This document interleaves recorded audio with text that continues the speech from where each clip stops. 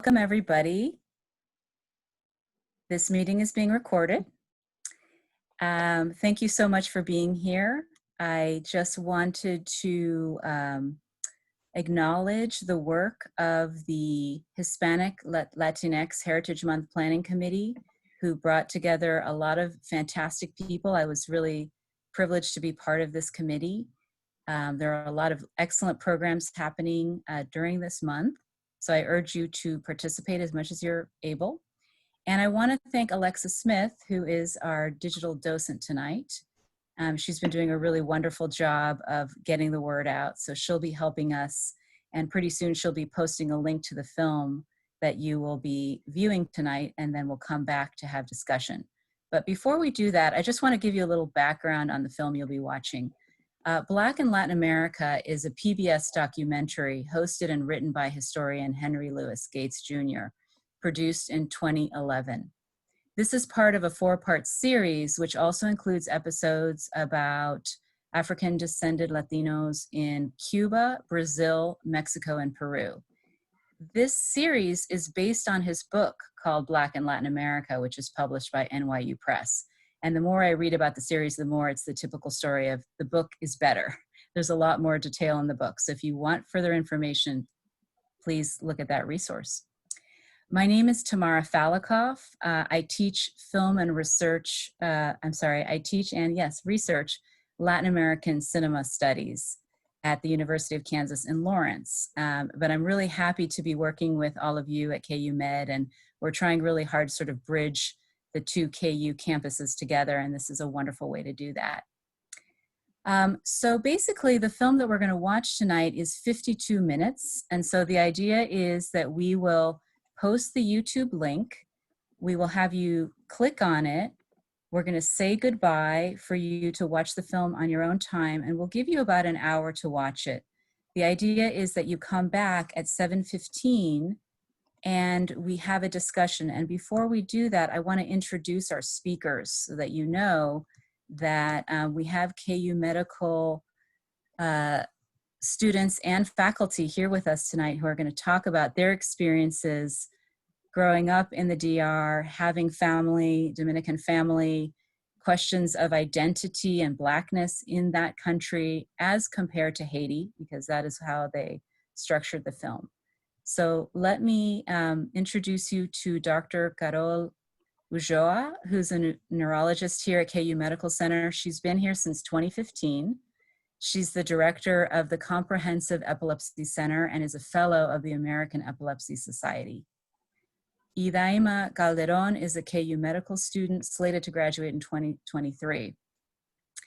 And the thought is that I will be facilitating questions of both of these folks, and then once the questions end that I've written and we can discuss, we'll definitely like to ask you to ask some questions in the chat, or you can unmute yourself. I kind of prefer the informal discussion where we sort of talk, but do what you feel comfortable with. And then we will end our session at about 7:45. Are there any questions right now as we post the link to the YouTube film? Is it pretty straightforward? I have a question. Oh, well, Carol, of course. So do we leave the Zoom link, watch the movie, and then connect back?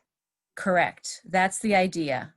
You know, theoretically, you could just turn off your camera and mute yourself and leave it while you watch YouTube. It doesn't matter. The idea is we're going to leave and come back. All right. Okay. Any other questions? Is it straightforward? Cool. All right. Well, then please enjoy the film. There's a lot to unpack. Take some notes, have some questions. Let's talk about it. All right. I hope you like history. There's a lot of heavy duty history in it, but it's cool. Okay. We will see you back. And there's the link to the film. Okay. We'll see you at 7:15. Bye, everybody. Thank you. Okay. Juliana. Okay. I hope that you enjoyed watching this documentary and that you may have learned something you didn't know before, but what I'm really excited about is that we're watching something that's very factual, it's very historical, and now we're going to bring in kind of the human subjective element, the experiential element to it by interviewing two KU Medical Center people who I introduced earlier. So without further ado, I hope Kimberly doesn't mind that I'm going to get started. I'm just joking, Kimberly.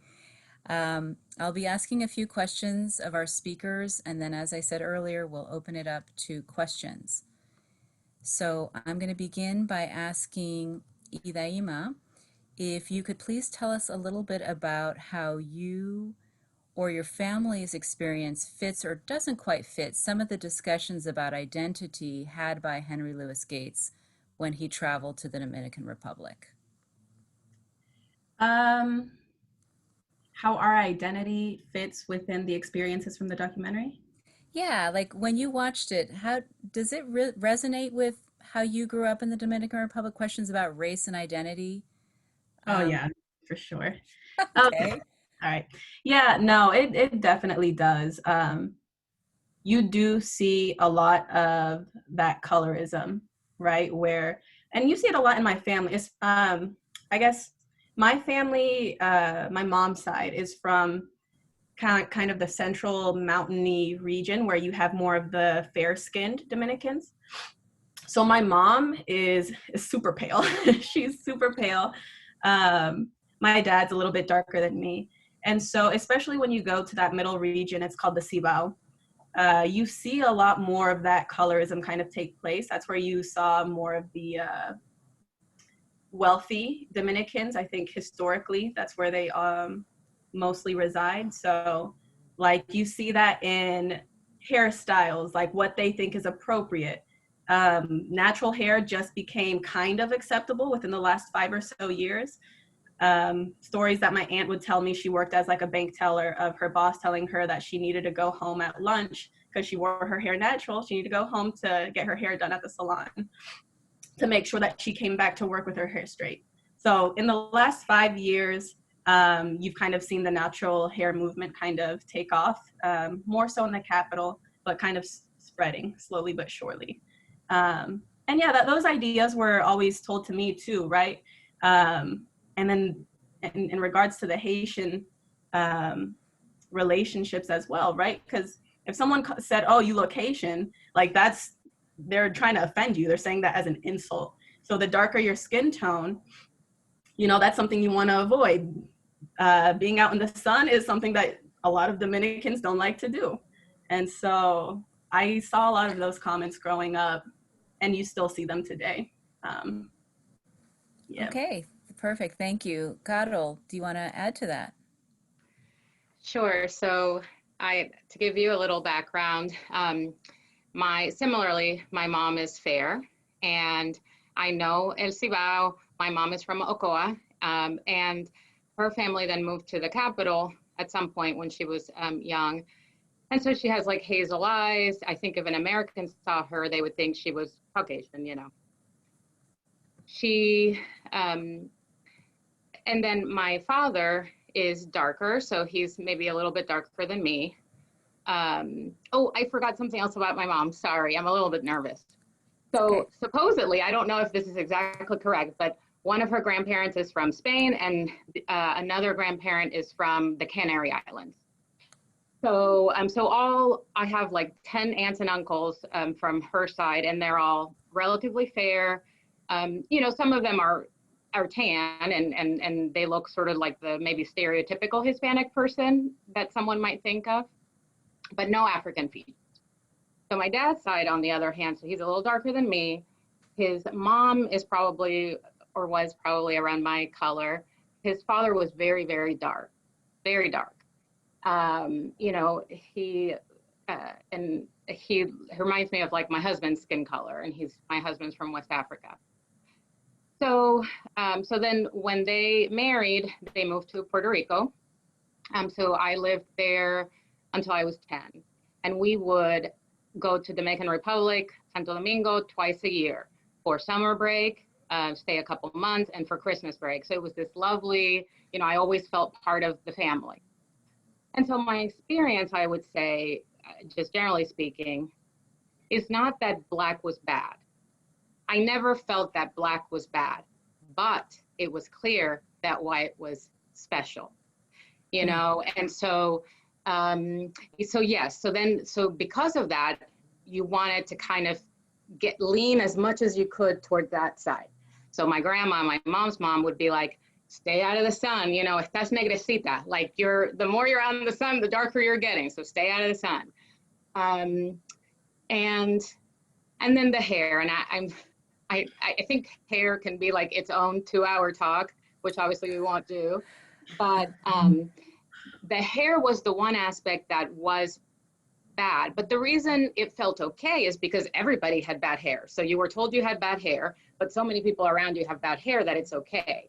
But you always wished you had the good hair, and the good hair was, you know, straight. So the idea of I never wore my hair curly until I went to college. It just wasn't okay. And I didn't even know it was like an option, honestly, until I saw other people do it in college. So I'll leave it at that. That's great. Thank you. We can go back to these topics later. I mean, hair is a great topic. I think there's plenty to say, as you said. But I will move on to ask Idaima, given your experience living in the DR versus the US, do you have examples about how being Black in one country compared to the other was different? I know that, you know, we shouldn't make these gross generalizations, but I'm looking for a cross-cultural comparison. Right. So it's different in regards to like how he was saying, how he asked if the Dominican man had to learn to be Black. I had to learn to be Black, you know? And like, I even looked back to some of my high school posts on Facebook, back when you used to create like little surveys and notes and post those up. One of those said like, what was it? I'm not Mexican. I'm not white. I'm not Black. I'm Dominican. So growing up, my whole mentality, people would always think, and especially here in Kansas City, you don't have a lot of Dominicans. People would always just think that I was mixed, you know, mixed American. Mm-hmm. But I would always be, or they would think that I was Black, and then they would call me Black, and then I get offended. I'm like, no, I'm Dominican, without even like, you know, acknowledging that Black as seen here in the United States is just literally the color of your skin. But I think in Dominican Republic, the way it's seen isn't really, like, you're not really Black, you're, how he said he's Indio. Like, we just kind of have different shades. And like, that's not how you identify as. You don't identify as Indio. Like, people here identify as being white or Black. You identify as being Dominican. It's like more of just like, you identify more with your nationality, or you identify with being Haitian, you know, or being Spanish. No one's like, oh, I'm white. No, you'll never hear that. You will hear like, I'm, you know, from this country. And so, yeah, over time, I had to realize that I was Black here, or people, that society saw me as Black here. And then it was kind of a process to learn and then accept that.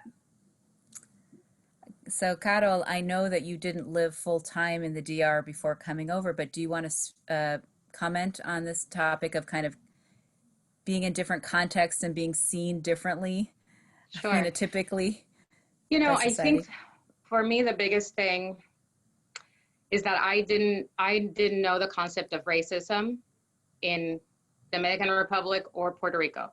And clearly there's racism in that Dominican versus Haitian, you know, aspect, which I didn't recognize at the time, but I didn't know the concept of racism. I didn't experience racism neither in Dominican Republic or Puerto Rico. I just felt exactly like we're all the same ethnicity. So we're all the same. Yeah, you're whiter, so you're prettier, but we're still all the same. Moving to the United States, that's very quickly when I noticed the difference. And so imagine, so I'm older than you, you know, so it was, you know, moving to the United States in Springfield, Missouri, 1990, we were like aliens. And so I think people originally thought it was a Black and white woman, you know, Black and white couple, but then we're open our mouths and we're talking Spanish. So we were just totally weird. And, you know, just getting used to the whole getting followed at the stores and being told to speak American. And then even in medical school, you know, hearing things like rumors that I was only there because of affirmative action, even though I was like literally, you know, at the top of my class. And so those were all things that presented themselves in my American life and were not there in my, you know, Dominican, Puerto Rican life. Thank you. Could either of you comment on the documentary itself and if there was anything specific to it that you maybe hadn't thought about before or hadn't learned before? I just wonder in the Dominican Republic how much race is really talked about. I know as a scholar of Latin American studies, race is not as important as class in certain Latin American countries. And so it's just talked about differently. The way in which, Daima, you talked about, I'm Dominican, like in Argentina where my family's from, if you talk about a hyphen of, you know, being like Russian, Jewish, Argentine, like me, they would say, well, what, that's racist. You're Argentine. Like, why are you bringing in other races? You know, it's a very different concept. So I'm just curious about the documentary and your thoughts on it. Did you feel like there was something interesting there, or did you know all about it? Let me know what you think. So to be fair, I actually saw this documentary probably close to when it was released back in 2011. That was when I was graduating high school. And that was when I was allowed to now work and pay for my own trips to Dominican Republic. So I was going like twice a year. And so I was like really digging deeper into my identity and like figuring out what it meant to be Dominican and the historical context of all of that. So within my own research, I bumped into this documentary, and most of the things on there were new to me. Like just Okay. the historical context of like, and I mean, it's just part of it, right? Of like, why is it that like there's such an issue with like the Haitians, and like, why is being called Haitian such a, like an insult, and just like, you know, like our relationship that we have with color, like why does everyone want to, they call it to like purify the lineage, so like to marry someone who's lighter than you? Why is that a thing? Why are we trying to get to a whiter family? Like, you know, like all of those things didn't make sense to me. But most of the things in the like when I first saw the documentary, like it fit a lot with my experiences growing up, and it just kind of gave me a context for them. Okay, So Caro? just to say the saying, and I'm sure you've heard this, Iraima, is "pa mejorar la raza," which means to improve the race.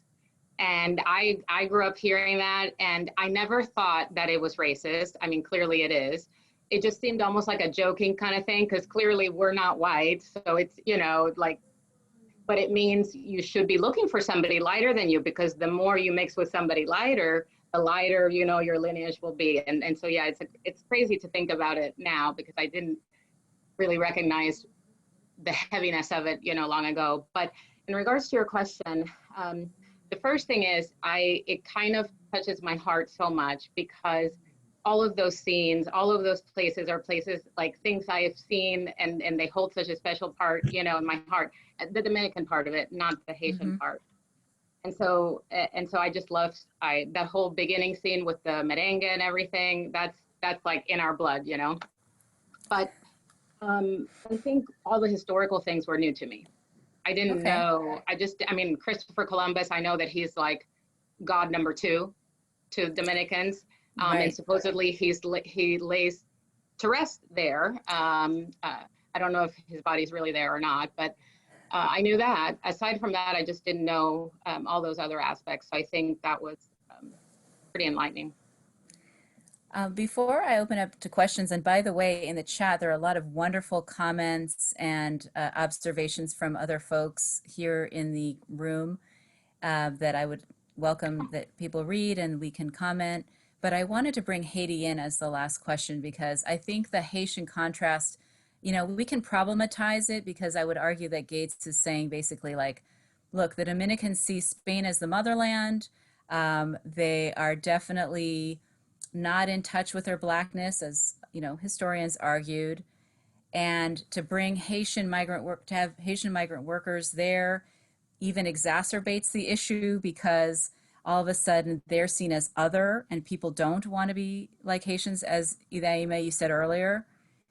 Um, but it's also interesting because then the Haitians are seen as these, very resilient people. They were the first community to overthrow a colonial power in the Americas. I mean, they had a revolution of free slaves, and they embrace Africa as their motherland. Why?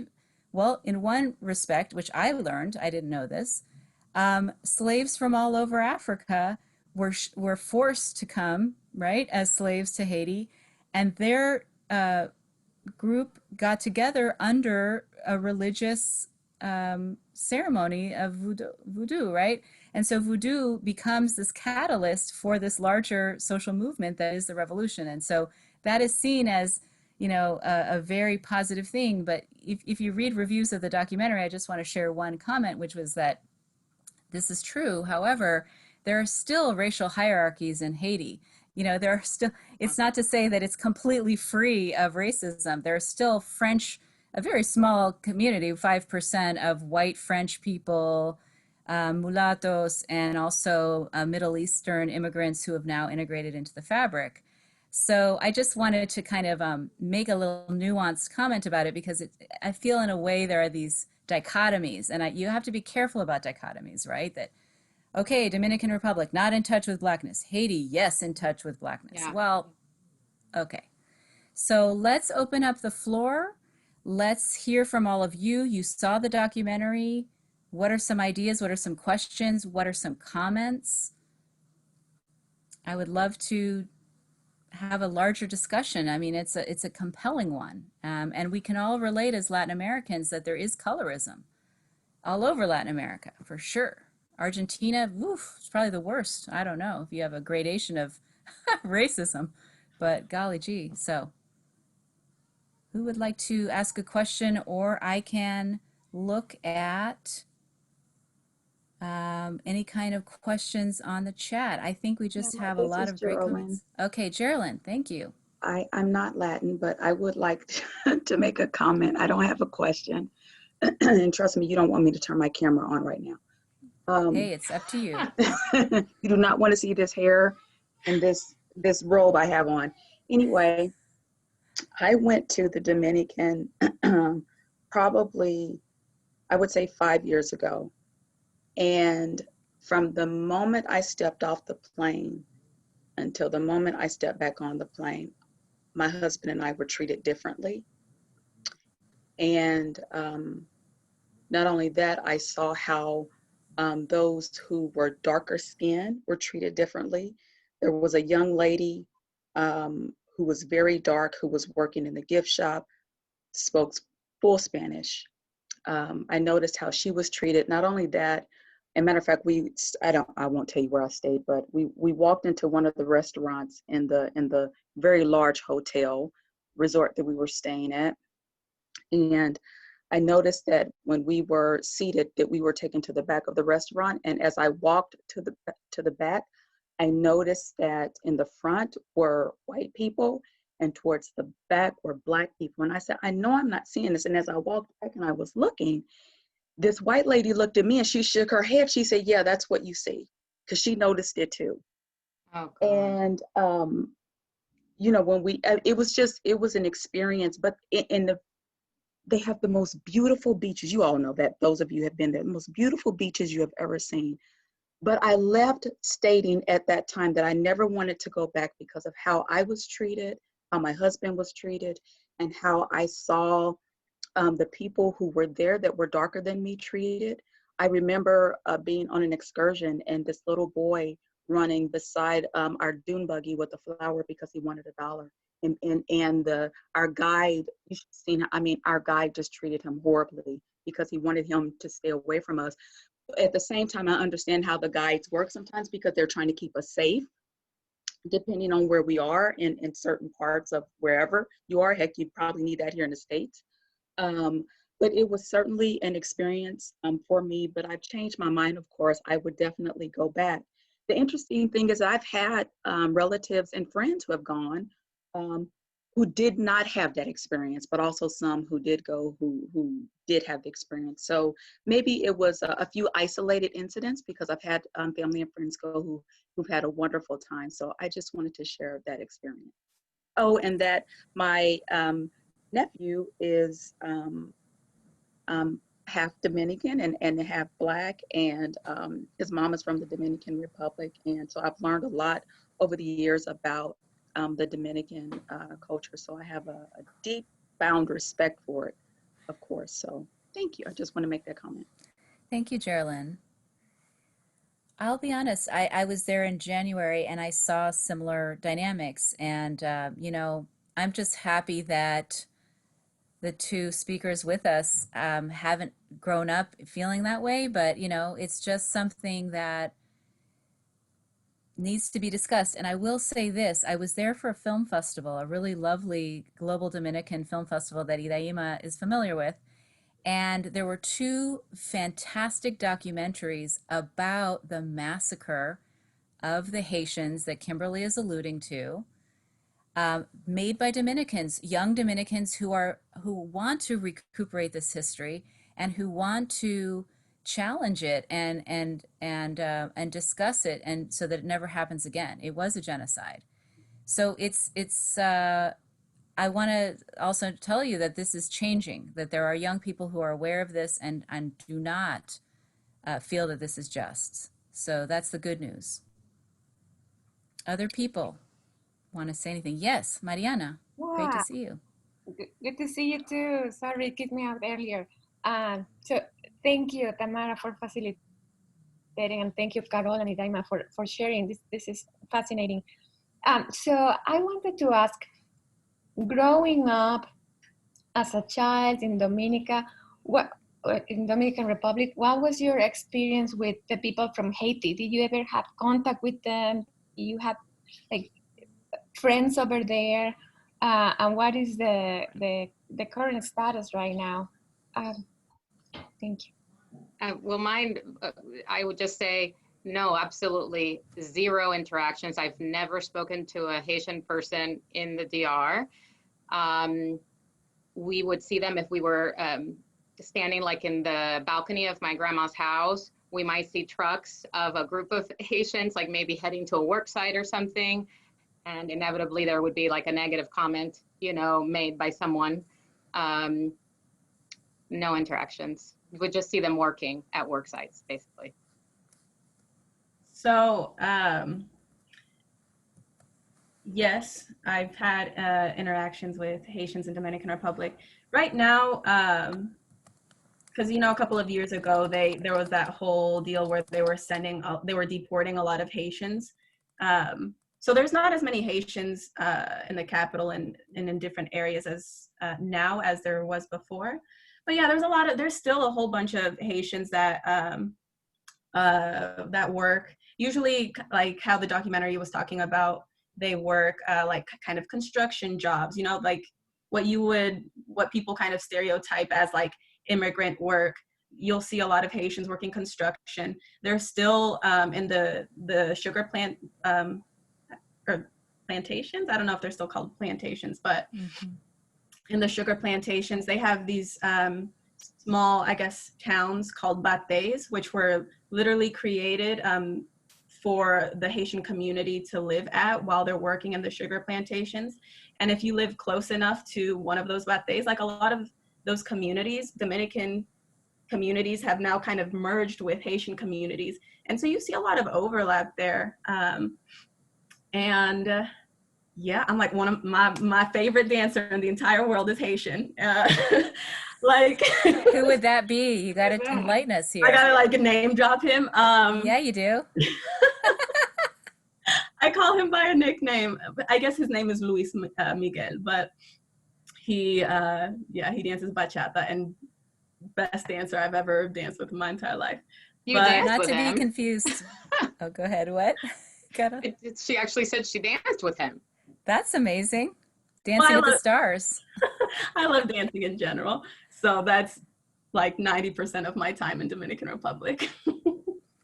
Well, and we hear about this racism and like Carol never had a chance to interact with Haitians, it's very segregated, but at the same time, there was a horrible earthquake in Haiti.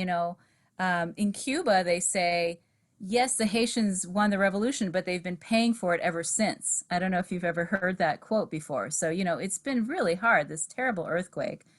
The Dominican Republic did help their fellow countrymen with that. So, I'm just trying to show different perspectives because it's very easy to say, well, Dominicans put white on to describe themselves in terms of race, like they are just in denial. Oh. But that, I think it's changing, and yet it still persists, right? One comment on that. Yeah. Yes, so that whole race question, oh my gosh, I left it blank for the longest time. It's only been in the last few years that I will actually mark black and white because I'm Hispanic. I'm Hispanic. That's it. I don't, why do I have to be something new? But now I understand. Also, I think what you're saying is right. So the documentary shows it very black and white, and it's not so much. So for example, they showed those poor neighborhoods in Haiti. There are very similar poor neighborhoods in DR. My father grew up in a shack. So that, that happens. And also the voodoo and that type of religion and those kind of practices do happen in DR. And maybe they're, they might go by different names, but that happens too. And it's the same thing of you're Catholic, but you sort of also do that on the side. Okay. Can I? Giselle has a question, and also Elise has a question. So let me ask Elise first, and then Giselle. How's that? Okay, so I am actually from Nicaragua. I've actually traveled to Dominican Republic and to Haiti, and I've traveled to Cuba and some of the islands. So I think something to discuss is whether if the person doing the documentary was actually from Haiti and from the Dominican Republic, well, his purview of what the culture looks like will be different. Two, I think as American, because now I'm also just recently moved to KC. I'm originally from Miami, Florida, where Haiti, Dominican Republic, Puerto Rico, it is a manifest of all the Latin Hispanic cultures come together. And we are enriched by each other, and we see each other very similar. And I don't think that is also noted here. Sort of like, voodoo, when I went to Haiti and saw it, to me, it was like, oh my God, it is a cultural experience, whether others see it like it is a foreign religion or not really a religion, but it's also influenced by the fact that you see Santeria for the Cubans, which actually is extremely enriched, and they highly identify with that. So I think like a lot of the similarities that we see across the Latin America who have influenced by African culture or African descendants, I don't necessarily think that we see each other as Black. We see each other through our ethnicity, through our culture, our food, our music. And I think that that is really hard once you get to the USA, because here you're either Black or white. We don't acknowledge or celebrate the differences that we bring as being foreigners into this country and the enrichment each country brings to America. And it's kind of interesting also in the fact that when I was growing up, I was never cognizant of my skin color. I didn't know the pigmentation of my skin color made a difference until I landed here and I came to the USA at age of 8. And that was a cultural shock to me, because I was just like, wait, I'm supposed to go to a different class, sort of, be different and treated differently just because my skin, my pigmentation of my skin as an 8-year-old coming in here, it was very difficult. And we don't identify by being Black or white. We identify by being mestizo, by being mulatto. Those words do not exist. So I personally will never click the box of Black or white when I come to the census, because I think in America, you are trying so hard to put us in a box where, wait, we are more than the skin, the pigmentation of our skin. And we talk about race, which is a cultural thing, not about ethnicity. And I think the word ethnicity is lost, and there's a substantial difference between the two. So I don't know if that is part of the conversation that has been missed in America, where we start learning about each other through our ethnicity versus the pigmentation of our skin. That was beautiful. Thank you so much, Elise. I'm going to let Giselle go next just because we're so short on time, and then maybe some closing comments before we have to end. Go ahead, Giselle. Oh, it's great discussion. I haven't had a chance to see the film yet. I had to come in late, and so I'm really excited to see it now. But I think, so my family is originally from Trinidad, and so my mother says something. I remember when I was growing up, my mother made, so to the last comment, it was very clear that our culture was different than US African Americans. And that, so our music, calypso, and our food, to get the ingredients that she needed to cook, she often had to go to New York, or eventually Puerto Rican little shops and bodegas started cropping up in the area that we lived in New Jersey. And so that's where she would go. So there was a very strong, so we have, gandules are very important in Trinidadian food. And so we would get those from Puerto Rican stores, but we couldn't get them in like a little African-American kind of shop in the neighboring town.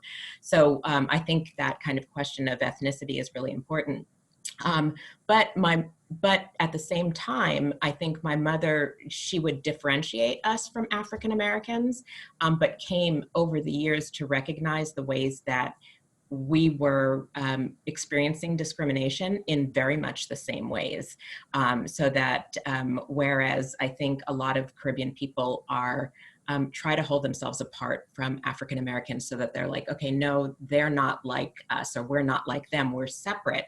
I think sometimes that's a way of avoiding some of the horrible experiences and discrimination against African Americans that we've seen, right? We're like, oh no, we're different, and to distance ourselves. But